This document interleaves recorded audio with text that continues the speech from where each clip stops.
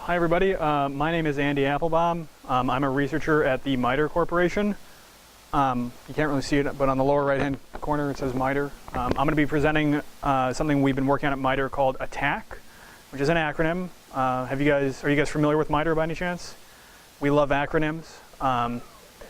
We got CV, we got STIX, we got TAXI, we got KPEC, Mike. There's like 24 more. Those are kind of the big ones. ATT&CK is another one. It stands for Adversary Tactics, Techniques, and Common Knowledge. It is a publicly released framework that we have to kind of model what an adversary does post-exploit. If you're on your laptop and you're on the internet right now, you can go to attack.mitre.org and kind of jump ahead to see what ATT&CK is. But first, I'm going to start off with a little bit of a preamble. I'm not sure if you guys are really familiar with the Lockheed Martin cyber kill chain, but it kind of walks through these steps an adversary does when they're breaking into a network and everything. You got reconnaissance, weaponization, delivery, exploit, control, execute, and maintain. It's a lot of stuff. It's not very detailed. It's kind of like high level what the adversary is doing. And traditionally, when we talk about cybersecurity and network defense, we talk about on these four leftmost stages. Reconnaissance, weaponization, delivery, and exploit. People have a tendency to focus on the perimeter of a network and how to defend that, as opposed to, control, execute, and maintenance, which is what the adversary does once they get into the network. And we like to begin this presentation with this little quote up here, which is kind of the median number of days that an adversary will sit inside of a network after they've broken through, which is a lot. The adversary is sitting around a network for a while after they break into it. And it's kind of important to recognize that, hey, if we can look at those post-exploit stages a little bit more, we can detect the adversary, quicker than 146 days.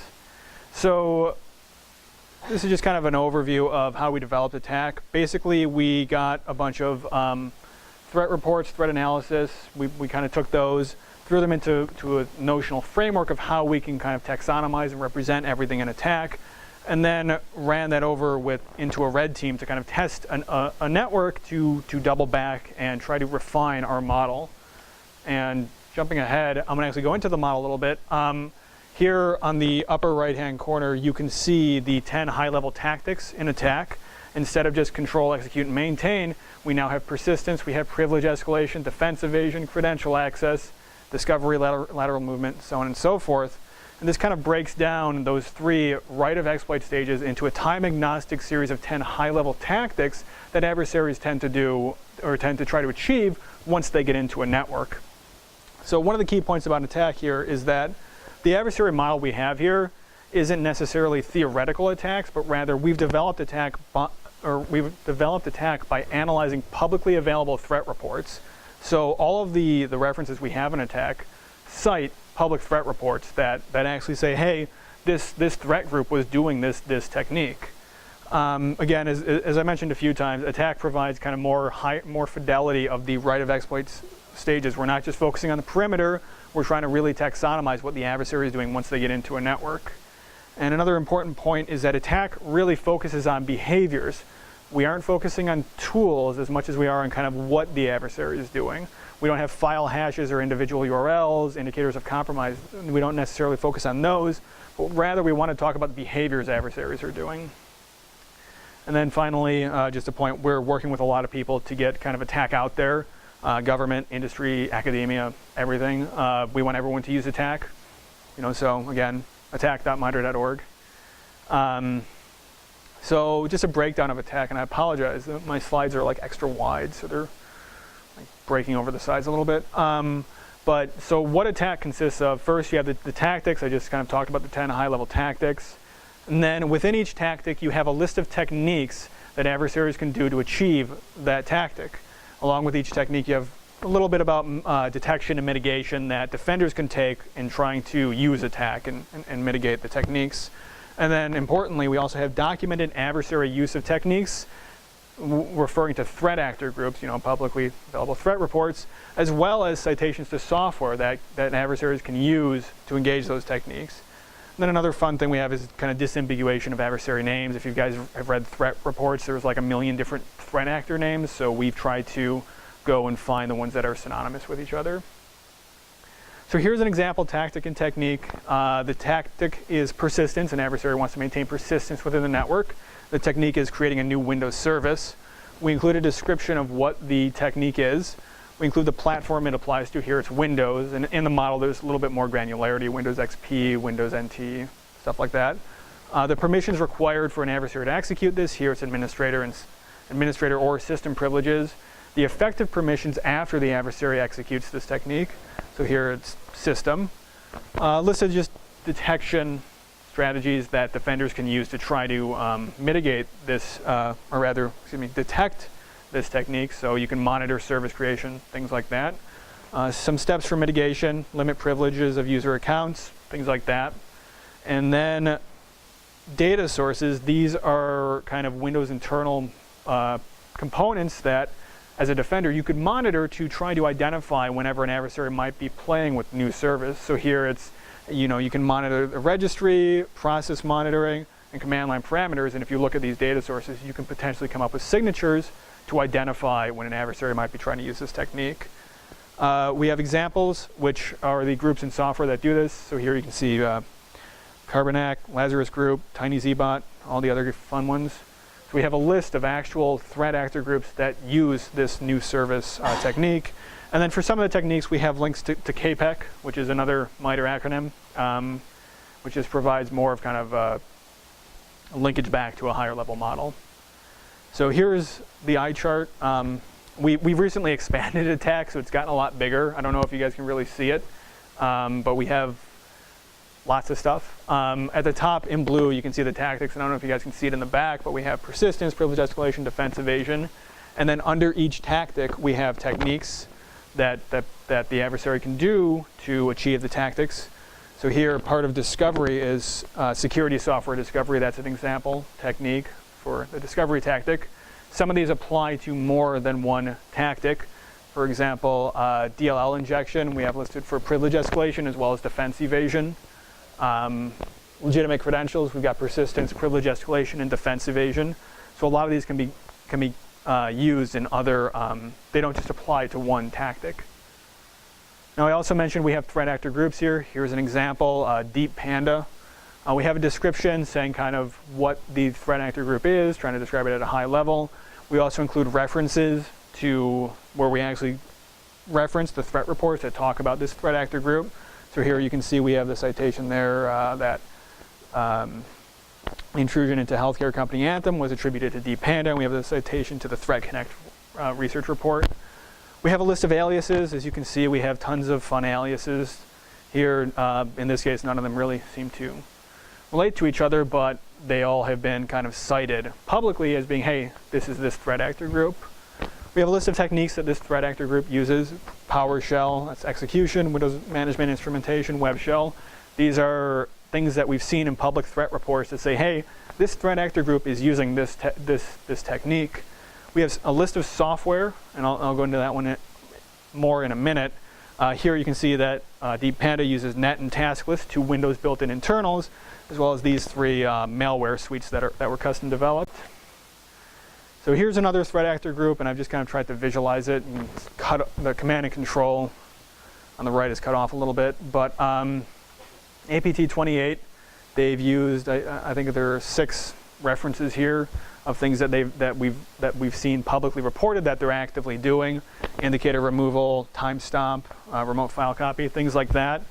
And more interestingly, we can use this to kind of compare different groups. In pink, you have Deep Panda, and in orange, you have APT&CK. And here you can see that they both have very different playbooks in what they're doing. Deep Panda, you can see we have citations for persistence and privilege escalation, whereas for APT&CK we don't.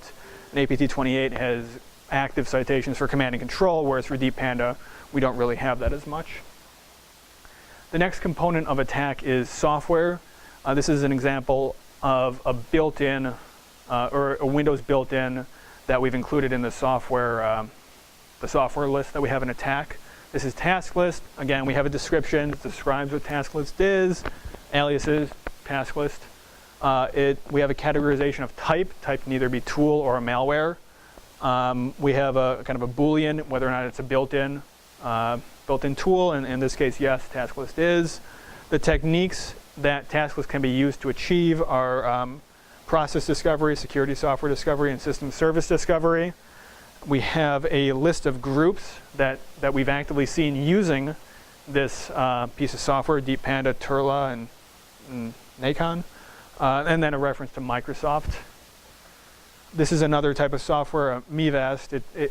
Unlike task list, this is malware. This is custom malware used by a specific threat actor group. In this case, it's Deep Panda. These are the capabilities that researchers have identified that this piece of software can use in public threat reports, kind of reverse engineering the software, seeing what it does. We have the techniques. It's not Windows built in. The type is malware, only has one alias. We have a description, and again, we have citations kind of following the same format. This is a fun eye chart. I was just having fun in PowerPoint coloring different things. But in pink, it's Deep Panda. And what I've done here is kind of, Deep Panda uses 3 malware suites, Sacula, MeVast, and Deruspi. Horrible with these names. But you can see that these different software suites have different capabilities. In blue, yellow, and red is kind of the unique capabilities to each software suite. In green, it's a combination of Sacula and MeVast. Purple, Sacula and Deruspi, and so on. Brown is all of them. The only one that they all have in common is they all have kind of command line interface for execution. Again, this is an eye chart, but kind of the big takeaway here is that by looking at the malware, we can see a lot of different things that these adversaries can do. When you kind of consolidate it together, instead of just having those, I think, 9 different real references that Deep Panda has been doing, we now have 28 that they could have been doing because we know what their malware is capable of doing. Then just for fun, kind of a comparison between APT28 and Deep Panda. I've done the same thing where we kind of enumerate the malware for APT28, and you can see that there's a lot more, as opposed to having 6 techniques, now APT28, now there's 22 potential techniques that this threat group could be doing. Deep Panda has 28, and there are 9 that both can potentially be doing. And this provides a nice visualization, and now instead of seeing the partial coverage we saw before, we see a lot more spread out through each. And interestingly, the both category spreads out as well. There are a lot of use cases for attack. I have some here, I'll go through them, but I invite everybody to try to come up with their own fun stuff we can do. Gap analysis of current defenses, I'm gonna talk about that on the next slide, but you can use attack to kind of try to measure your security posture. You can also use attack to prioritize detection and mitigation strategies based on what techniques and tactics you want to focus on. I'll talk about that one in a minute too. You can use attack for information sharing. If we know that this threat actor group does these techniques, I can send that along to someone else and say, hey, this threat actor group is active right now, monitor for these techniques, and you can kind of share what that threat actor group is doing and tie them back into prioritization. You can then prioritize what you want to look for. You can also track a specific adversary. If you know in 2012 that this threat actor group had this set of tools it was using, and then say in 2015, what are they doing now? How is that modified? How do those modifications reflect changes in time? Things like that. Adversary emulation is a big one. One of the things we want to do with attack is try to give attack to a red team and say, hey, here are some techniques and tactics. Go do these. Go test the network. Engage these techniques. And when we tell a red team to do that, we can provide kind of a structured report to the blue team saying this is what the red team was doing. This is their report. Hey, you're not able to detect this technique. It's a nice way to kind of to structure a red team exercise and really measure your security posture. And then new technologies and research, lots of fun stuff you can do here. Personally, I do a little bit of research trying to formalize attack, formal methods, stuff like that. It's fun. I know of a professor who's doing something similar, but lots of fun stuff you can do with attack. So this is an example use case, and here it's kind of going back to the whole idea of a gap analysis.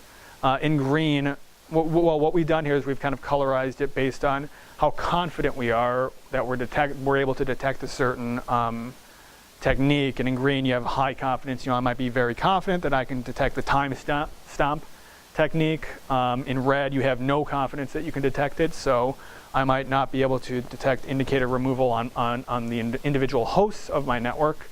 And in yellow, you might have something like medium confidence. And so the idea here is by kind of colorizing this chart, you can measure your security posture, again, maybe using red teams or just analyzing the tools you have on your network. You can colorize the chart. You can try to measure what you're actually able to detect instead of just throwing defensive tools. And then after doing this, you can focus on what you need to kind of amp up from a detection perspective. So if I don't detect bypassing UAC, that's something that I should probably have because it's covering two different tactics. So it kind of provides you a way to measure what your security actually is on your system, as opposed to just kind of just having a collection of defensive techniques. One of the key points we like to make with ATT&CK is kind of, again, cutting off the right side of the table. One of the key points we like to make is that adversaries tend to do a lot on hosts. So what this chart shows is kind of what you can see if you're just looking at the network perimeter. And if you look here, all you can really see is exfiltration, command and control, and a little bit of defense evasion and web shell here. You're really missing a lot of these tactics that adversaries are doing. And I think this goes back to that quote in the beginning where we say, hey, once an adversary gets into the network, they're there for 146 days on average. You know, because if we're just looking at the perimeter, there are things we're missing.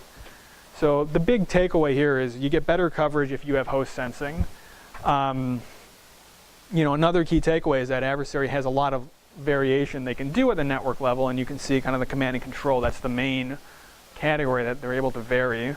And these software or defensive technologies we have, like firewalls, IDS systems, NetFlow, proxies, mail gateway, so on and so forth, they tend to focus on the perimeter and they really miss all these other tactics that adversaries are doing. And the last key point we like to make is that a lot of these tend to focus on very specific knowledge, like IPs, domains, file hashes, things like that. And these are all important things to focus on, but the adversary can change these things. They aren't static. They can be varied. Question?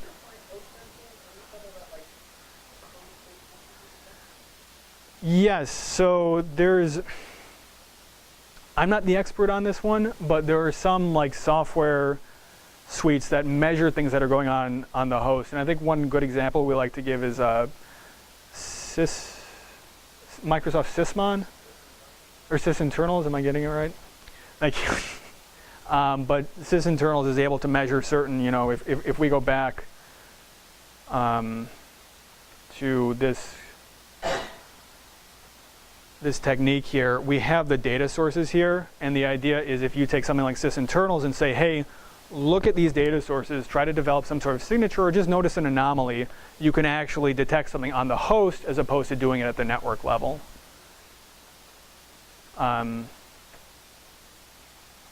Anyway, so I think this chart might need to be updated, but the basic idea here is that some of these techniques we have in here are kind of like red team techniques. We haven't seen them as much in public threat reports, but we've seen them kind of with active red teaming we've done.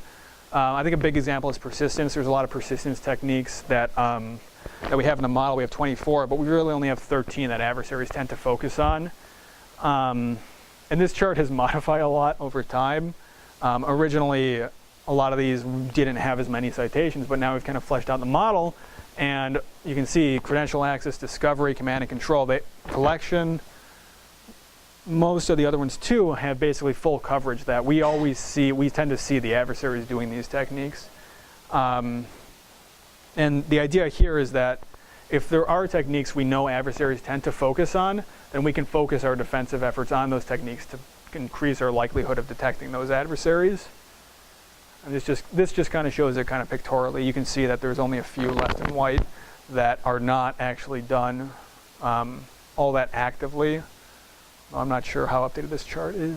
Anyway, I think at the beginning I mentioned we've been doing ATT&CK for a little while. This is the original version of ATT&CK from 2014. I think we only have 8 tactics and maybe a third as many, eyeballing that, techniques. It was a very much smaller model, a lot easier to read in a PowerPoint. We updated it. This one was still more readable. We added a new tactic. This was in 2015. A lot more techniques. And then finally, we've kind of come across to this. And we've really been expanding this. This model has really kind of jumped out. And we've introduced groups, software, and we've tried to evolve it as we've incorporated more and more information and feedback. We have a public website. I've mentioned it a few times, but I'm going to do it again. attack.mitre.org. Please go there, read about it. We have lots of contact information. Again, attack.mitre.org, attack@mitre.org. We have a Twitter account. You can tweet to the Twitter account. We'll respond. You can contact me. Yeah, so any questions? Yeah.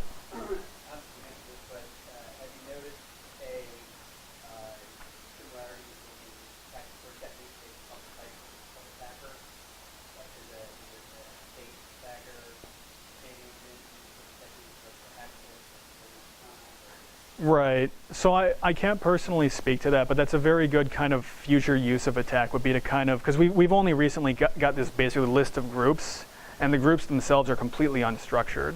So it'd be very interesting, I think, to go through, try to label what each group does and try to see what the correlation is between each group and how they, because you might find that, nation state attackers have a very different TTP kind of bag of tools than, say, a criminal-based attacker.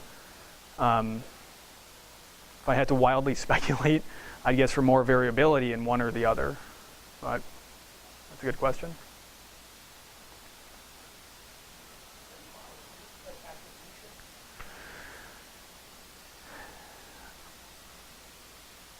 That I know of, using attack, not yet. That's something that I think we've kind of talked about, and it's, when you look at when I look at a slide like this one, my instincts say, if we have, let's say, a bag of tools that we see kind of a threat actor doing, an unknown threat actor, how well do they correlate with a known threat actor? And you could probably put that in there and try to come up with a set of scoring.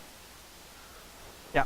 Will we be able to get, or would you guys be able to create XML files with the criteria for each attack actor and XML files defining the actual criteria and facts for reporting and tools? I believe we're working on it. If you could send me an email afterwards, I can try to dig into that a little bit more. I'm not sure it's available yet on the public website. I'm trying to remember, because we've recently released a whole bunch of things related to attack. There is another tool set out there called Unfetter by the NSA that they just publicized, and that also brings attack in, and that might have a built-in XML model. But if you could send me an email, I can look into that for you. Yeah. Oh, so I'm with MITRE. MITRE is a private not-for-profit. We largely advise the government. Are you familiar with CVE? We tend to focus on standards, things like that. We manage, I think, 7 federally funded research and development centers. So we're kind of a hybrid. We're not quite pure research like a national lab, say, but we do research, but it's mainly in support of the government. The government. Not quite a Fed.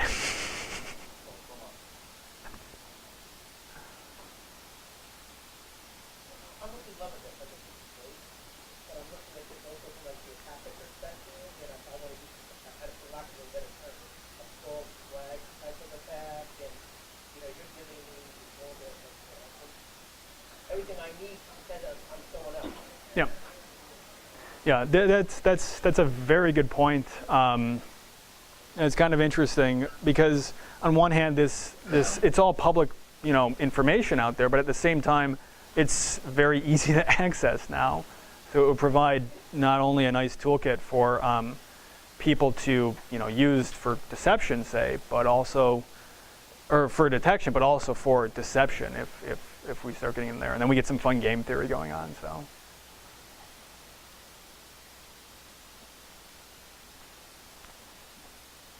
Yep. What would you say would be the content or find top techniques? So I'm sadly on the research end of things, so I'm not very good at answering that. I think one of the most important ones is legitimate credentials. I think that was used a lot in public threat reports where adversaries, I mean, a big part of red teaming is you pop a box and you dump the credentials. I think that's one of the biggest ones, I'd say. Remote desktop is another big one. Interestingly, based on what we've seen, exploiting vulnerabilities as a post-exploit tactic isn't as common as, say, using built-in Windows tools, which is why we have so much effort dedicated to taxonomizing the built-ins.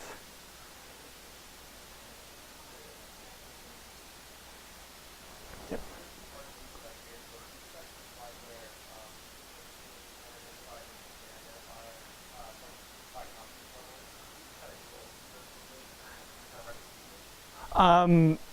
Yeah, so I mean, this is notional, so it's kind of it's fictional. But the idea is, you would basically take the model, you would try to measure how well you detect something, and then color it or score it based on your results there. So here, we might measure so exploitation of vulnerability is for privilege escalation, defense evasion, and credential access. And that's something that can apply, that you can detect partially. You might only detect some vulnerabilities, but there might be 0 days that you're not detecting, things like that. Whereas if someone tries doing security software discovery on a host, you can immediately say, hey, I know you're doing that, and you can catch them right there.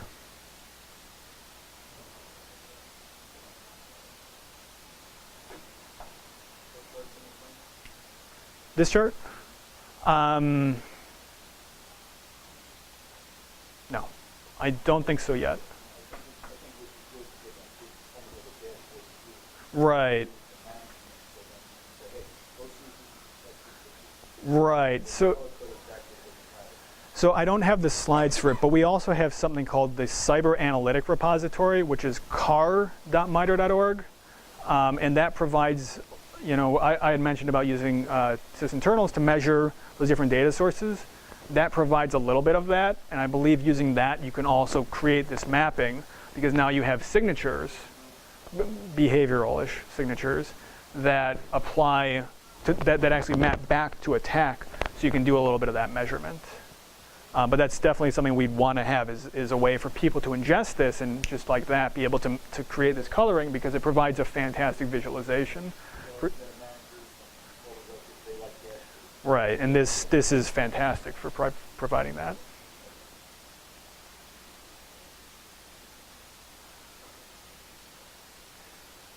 So unless there's any questions, I'll just throw contact info and, again, public website. But if you guys are interested, feel free to contact us, contact me, anything. Thank you very much.